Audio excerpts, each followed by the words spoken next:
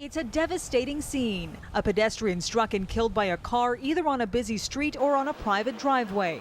Wherever it is, Ontario's coroner says they should never happen. If we can just raise the consciousness of the public around pedestrian safety, all these deaths could have been preventable. According to the coroner's newly released pedestrian death review, pedestrian collisions in Ontario were more likely to happen in January and within the peak hours of 2 and 10 p.m.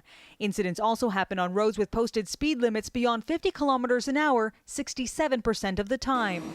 76% of all fatal pedestrian collisions happened in urban areas. I've come close to hitting a bus once. You gotta have eyes in the back of your head. If you're not looking, you're just running blindly across, then yeah, bad things could happen. The report looked at 95 pedestrian fatalities in Ontario from January 2010 to December 2010. It also found that in 20% of the cases, pedestrians were distracted by their mobile devices. And in 31% of the cases, pedestrians were struck while they were crossing mid-block. Our cameras caught several pedestrians holding phones and jaywalking.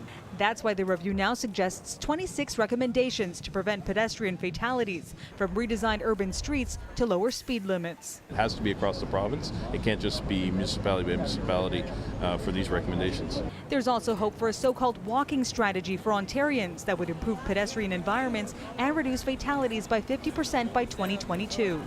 You've heard the coroner's motto, "We speak for the dead to protect the living." We're confident that the coroner's recommendations will go a long way to protecting the living. But most of all, the coroner's office says it's all about education and knowing that something as simple as crossing the street can be deadly. Marianne Domain, Global News.